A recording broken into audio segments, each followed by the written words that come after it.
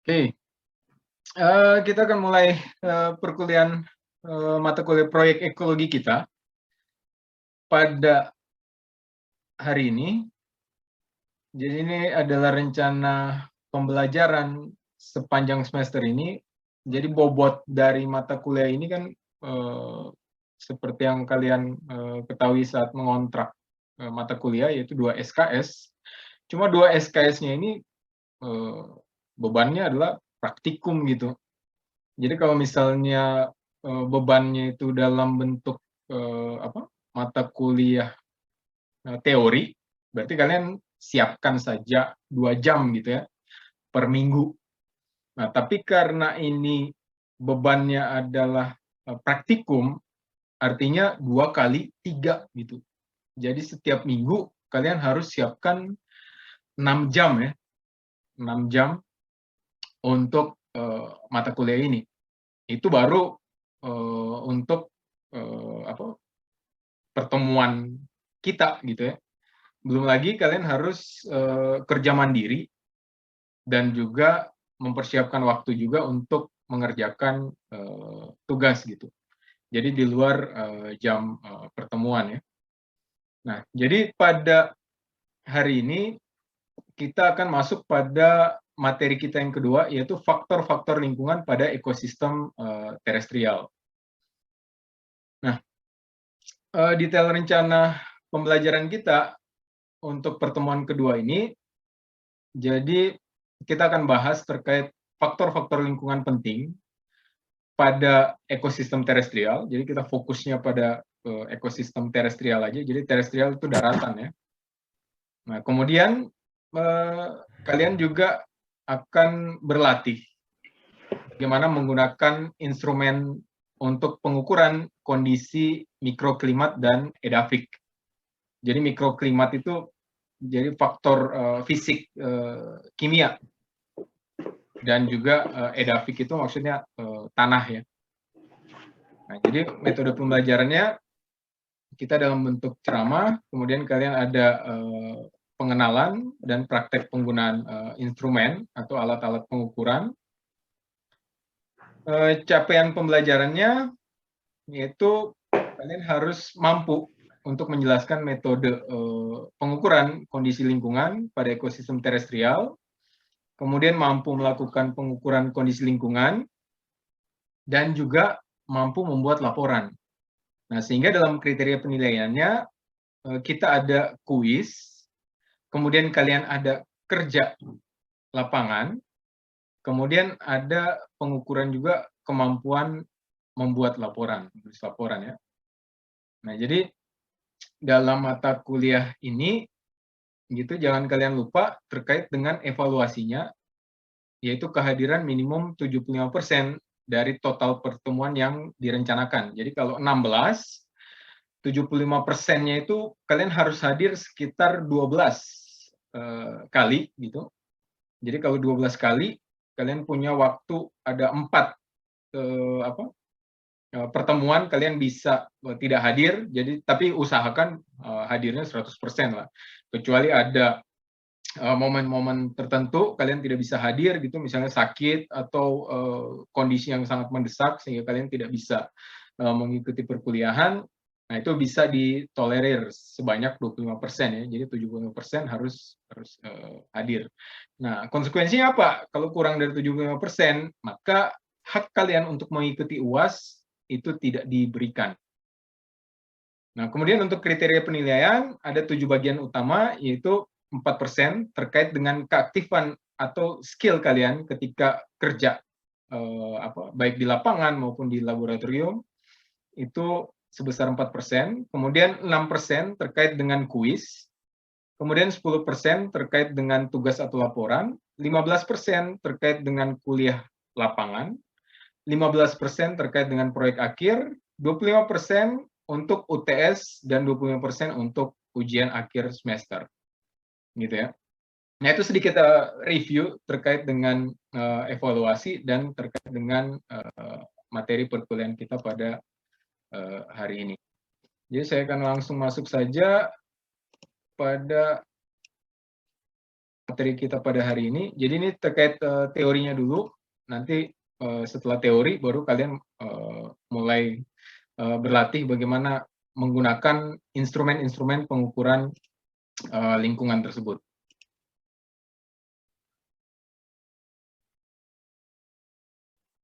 Oke. Kira-kira sudah terlihat ya? PowerPoint-nya sudah terlihat ya? Dalam full screen? Bisa. Sudah, Bisa, ya? Bapak. Oke, good. Nah, jadi Izin Bapak, Bapak. bagaimana? Bapak, saya belum muncul di saya punya HP, Bapak punya slide-nya belum muncul. Oh, belum muncul slide-nya. Coba kita coba sekali lagi. Izin Bapak. Oh, sudah muncul. Oke, sudah terlihat ya semua? Sudah Bapak. Oke, good. Mantap. Jadi kita akan bahas tentang faktor lingkungan pada ekosistem terestrial. Nah, ini adalah bukti otentik kita. Jadi ini yang sudah hadir tepat waktu. Nanti di akhir kuliah kita ini lagi, kita take picture lagi gitu. Jadi ketahuan siapa yang hadir tepat waktu, siapa yang terlambat gitu ya. Nah, baik. Terkait tujuan kita akan bahas terkait dengan faktor-faktor lingkungan pada ekosistem terestrial. Kemudian teknik-teknik pengukuran faktor lingkungan pada ekosistem terestrial. Jadi kita harus tahu dulu faktor apa yang mau kita ukur, kemudian bagaimana kita ukurnya gitu. Nah, jadi target kita pada kuliah ini terkait dengan dua tujuan ini. Nah, jadi kalau kita lihat pada gambar ini ada tipe-tipe ekosistem. Jadi mulai dari ekosistem hutan tropis sampai pada ekosistem alpin dan nival. Nah, jadi kalau kita lihat di sini, semakin bertambahnya ketinggian, maka ada terjadi perubahan tipe ekosistem gitu ya. Nah, kalau misalnya kalian lihat gambar ini, gitu. Nah, ini mulai dari ketinggian berapa nih? 1000 meter, kemudian 2000 meter, 3000 meter, 4000 meter, kemudian nivel itu sekitar di atas 5000 ya. 5000 meter. Nah, siapa di sini yang pernah naik gunung? Yang pernah naik gunung siapa? Saya, Bapak. Nah, gimana? Semakin ketinggiannya semakin bertambah, kira-kira apa sensasi yang kamu rasakan? Capek, Hah? Bapak. Capek. Ya, capek. Oke. Nah, selain capek, kira-kira apa? Kondisi udaranya gimana? Nah, semakin dingin ya. Semakin dingin ya. Nah, jadi kalau kita lihat di sini, dari pesisir, jadi hutan tropis dataran rendah di sini, semakin kita naik, semakin kita bertambah ketinggiannya, maka apa? Yang turun itu adalah apa? Suhu udara. Jadi suhu itu dia akan apa? Turun dia. Suhu makin turun. Nah, jadi setiap kita naik ketinggian 100 meter, nah suhu itu dia akan turun berapa? 1 derajat. Gitu ya. Nah, sehingga kita lihat di sini peran dari suhu saja. Peran dari suhu, setiap kita naik 100 meter, dia turun 1 derajat. Nah, sehingga efeknya pada ketinggian 4000 meter, itu suhunya apa? Mendekati 0 derajat. Gitu ya. Nah, ketika suhu mendekati 0 derajat, maka apa? Pasti area tersebut apa? Mulai apa? Tertutup dengan apa? Es ya. Nah, apalagi mendekati dengan apa? 5.000 meter gitu. Nah, jadi kayak apa? Pegunungan alpin itu ketika dia masuk di 5.000 meter itu udah pasti tertutup salju sepanjang tahun. Jangankan di daerah pegunungan alpin gitu. Kita di Papua saja kondisinya sangat kompleks gitu ya. Dan kita punya area salju abadi yaitu Kartens ya. Jadi Kartens itu dia posisinya sudah di level ini alpin ya. Jadi sekitar 4.500 meter di atas permukaan laut, DPL ya. DPL. Nah, itu baru satu faktor lingkungan. Itu baru dari suhu ya. Nah, kemudian ada terkait dengan curah hujan. Ada terkait dengan lamanya penyinaran matahari. Ada terkait dengan nutrisi yang terkandung dalam tanah. Nah, jadi faktor-faktor fisik dan kimia tersebut itu yang berinteraksi sehingga membentuk apa? Tipe-tipe ekosistem ini. Jadi mulai dari hutan dataran rendah, hutan hujan pegunungan, sampai pada apa? Alpin dan nival gitu ya. Nah, kalau misalnya kita lihat ternyata tipe pembentukan ekosistem tersebut itu dia punya kemiripan. Jadi kalau di sini dalam grafik ini, jadi makin tinggi gitu ya kita mendaki, maka apa? Dia akan membentuk tipe ekosistem menuju pada apa? Alpin dan nival gitu ya.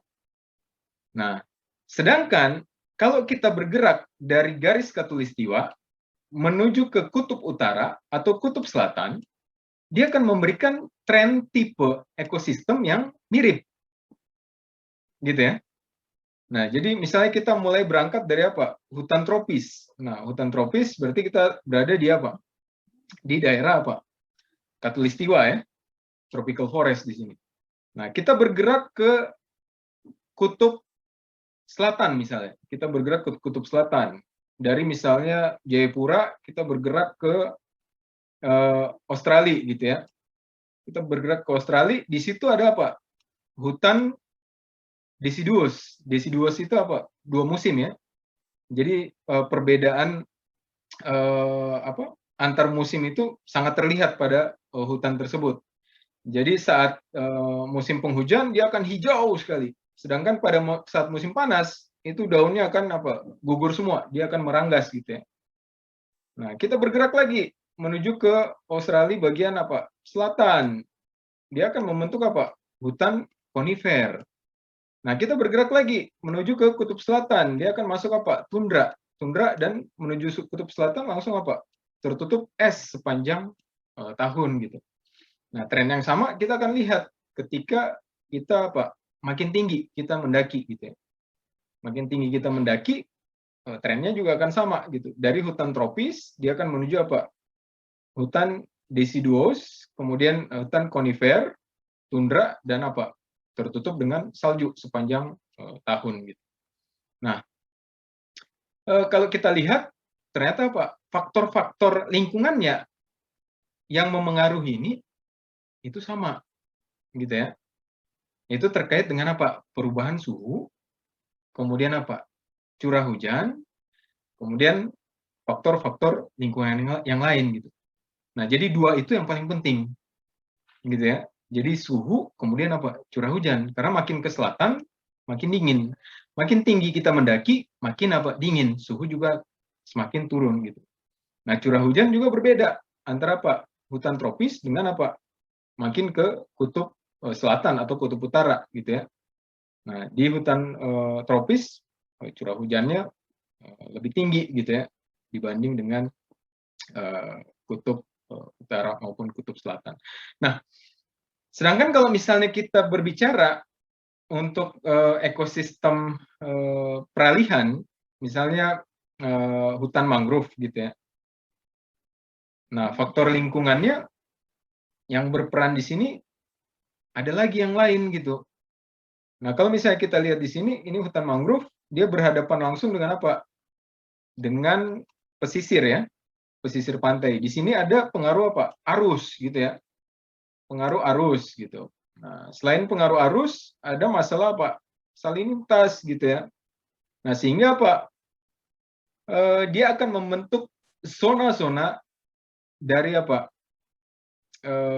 Spesies yang bisa tahan cekaman gitu ya. Nah, sehingga kalau misalnya kita lakukan pendataan komunitas di hutan mangrove, maka apa? Paling depan ini pasti jenisnya kalau tidak Avicennia, dia Soneratia. Nah, kemudian apa? Barrier berikutnya adalah jenis-jenis dari apa? Rhizopora. Jadi mulai dari Rhizopora mucronata, kemudian masuk apa? Rhizopora apiculata gitu ya. Nah, kemudian apa? Zona berikutnya adalah apa? Bruguiera atau Silocarpus. Dan kita masuk pada apa? Zona peralihan, jadi zona transisi menuju ke apa? Hutan daratan gitu ya. Nah, kalau kita lihat di sini Avicennia dan Soneratia itu dia punya adaptasi yang sangat baik sekali terhadap apa? Terhadap arus dan juga terhadap cekaman salinitas gitu ya. Nah, jadi mulai dari Avicennia sampai Rhizopora ini dia punya kemampuan untuk apa? Mengatasi cekaman berupa apa? Perubahan salinitas yang cukup tinggi gitu ya. Nah, jadi faktor-faktor lingkungan itu dia akan membentuk apa? Zona-zona. Nah, sehingga apa? Spesies-spesies yang bisa bertahan terhadap cekaman itu yang akan bisa apa? Mendominasi area tersebut gitu ya. Nah, untuk tipe ekosistem di Papua sendiri, kita ada ekosistem hutan mangrove, ada hutan rawa, ada hutan dataran rendah, ada hutan hujan pegunungan bawah, hutan hujan pegunungan atas, subalpin dan apa? Alpin ya. Nah, ini tipe hutan mangrove. Nah, kalau hutan mangrove di Kota Jayapura ada di mana ya? Yang kalian pernah lihat? Hutan mangrove. Di mana? Di mana coba? Apa Miton? Di Amadi, Bapak, Jalan Amadi, Encross. Betul sekali. Jadi di pesisir dari Teluk Yotefa ya, itu didominasi oleh hutan mangrove gitu. Nah, kemudian hutan rawa. Hutan rawa. Nah, kalau di kita hutan rawanya biasanya komoditasnya itu kalau tidak sagu, ada sejenis apa? Nipah itu. Nah, itu yang dia tumbuh di area hutan rawa. Nah, kalau misalnya kita lihat di apa? Sekitar Danau Sentani, nah itu di apa? Area apa? Dekat Bandara Sentani itu kita agak ke sisi apa? Barat itu. Nah, itu rawa sagunya besar sekali itu. Sampai ada yang sudah dijadikan area wisata ya. Nah, kemudian hutan hujan dataran rendah. Nah, hutan hujan dataran rendah ini di daerah apa yang Miton kalian kemarin ke sana? Kerom. Daerah Kerom, kemudian daerahnya apa? Sandra di Nimbokrang. Nah, itu masuk sebagai hutan hujan dataran rendah. Nah, kemudian ada hutan hujan pegunungan bawah. Nah, jadi kalau kita lihat di Siklop, gitu ya, itu ada area apa perbukitan di kaki Gunung Siklop. Nah, itu dia masuk sebagai apa ekosistem hutan hujan pegunungan bawah. Nah, kemudian ada hutan hujan pegunungan. Jadi kalau kita udah masuk di hutan hujan pegunungan, itu tanda paling jelasnya itu adalah batang-batang pohon ini dia sudah mulai ditumbuhi oleh lumut. Jadi udah ditutupi oleh lumut ini, hutan hujan pegunungan. Nah, kemudian kalau kita masuk di zona menuju alpin, itu pohon-pohonnya mulai mengecil, jadi sudah tidak terlalu tinggi lagi gitu. Sampai di zona alpin itu yang tersisa hanyalah seperti gambar ini. Jadi area padang rumput dan juga bebatuan yang ditutupi oleh lumut gitu ya. Nah, jadi vegetasi tutupan pohonnya itu sudah tidak ada gitu kalau kita masuk di zona alpin gitu ya. Nah, jadi faktor-faktor pembatas daratan yang kita mau bahas di sini adalah faktor apa sih yang dia masuk sebagai faktor pembatas. Nah, jadi kalau kita lihat kembali terkait dengan hukum toleransi Selford. Jadi dalam hukum toleransi Selford, dia bahas mengenai organisme itu dia punya batas maksimum dan minimum. Nah, ada organisme yang punya toleransi yang sangat luas sekali. Nah, sehingga kita bisa temukan spesies tersebut dalam beberapa tipe ekosistem gitu. Nah, sedangkan ada beberapa spesies yang dia dia sangat sensitif sekali terhadap faktor pembatas. Nah, sehingga kalau tidak memenuhi misalnya kriteria suhu yang dia inginkan, kriteria kandungan air yang dia inginkan, maka kita tidak akan temukan dia pada tipe-tipe ekosistem yang lain. Nah, sehingga dari hukum toleransi Selford ini kita bisa mengetahui, oh ternyata ada spesies-spesies tertentu yang dia sangat sensitif sekali terhadap perubahan lingkungan gitu. Nah, jadi kita bisa pakai spesies-spesies yang sangat sensitif tersebut untuk melihat perubahan-perubahan yang terjadi pada lingkungan. Nah, itu yang kita sebut dengan spesies indikator gitu. Nah, sehingga kalau misalnya ada perubahan lingkungan, maka oh, pasti populasinya turun gitu. Atau bahkan kita tidak bisa temukan itu pada lingkungan yang terganggu gitu ya. Nah, kalau kita lihat pada tipe-tipe ekosistem ini, seperti yang sudah kita bahas tadi, faktor utamanya itu terkait dengan masalah suhu ya, suhu, kemudian curah hujan, gitu ya.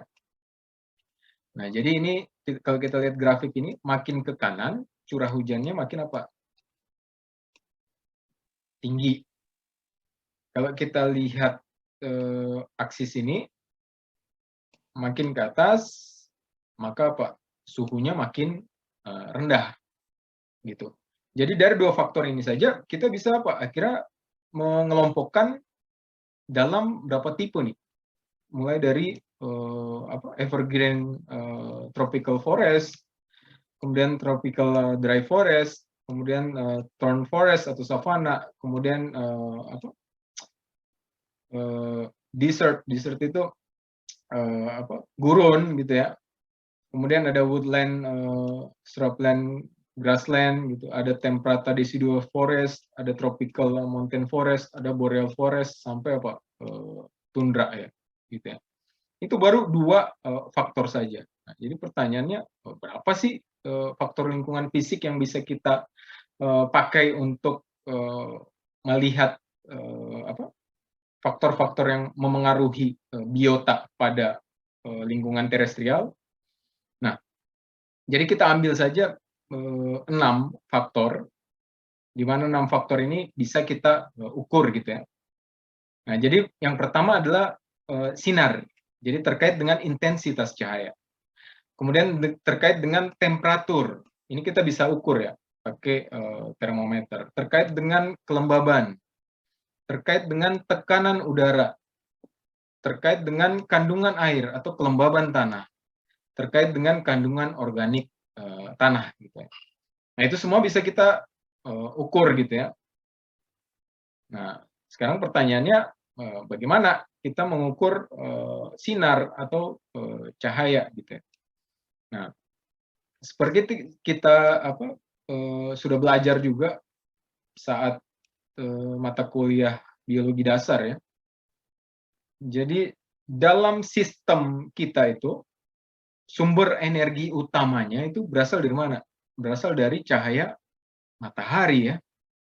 Nah, sehingga lamanya intensitas penyinaran, kemudian seberapa besar energi yang masuk ke dalam sistem itu sangat menentukan, gitu ya.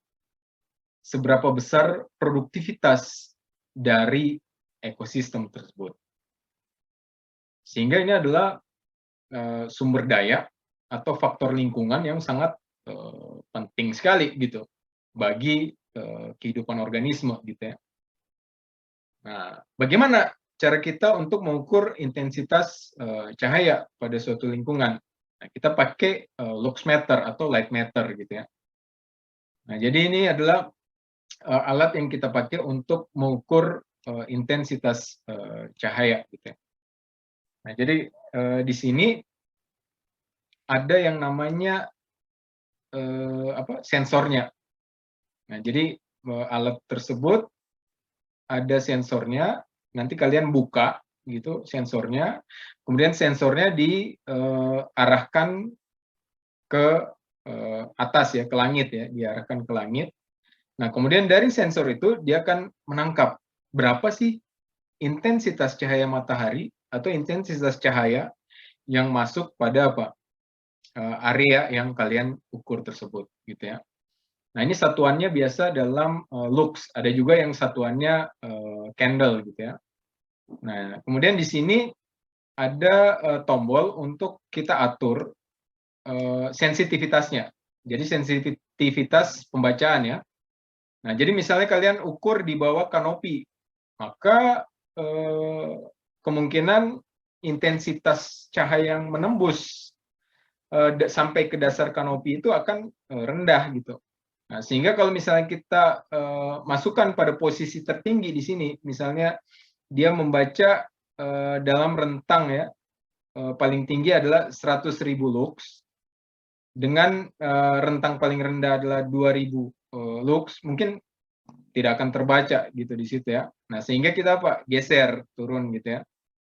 Nah, sampai bisa terbaca. Nah, saat kalian mengukur, usahakan kita mengambil dalam beberapa titik gitu. Nanti dijumlahkan, kemudian dibagi. Misalnya kita ukur dalam suatu lokasi itu ada 4 titik yang kita ukur. Nah, nanti kita ukur 4 titik tersebut. Nah, nanti kita jumlahkan hasil pengukuran di titik pertama berapa, titik kedua, titik ketiga berapa, titik keempat berapa. Kemudian kita jumlahkan, kemudian kita bagi berapa? Bagi dengan berapa?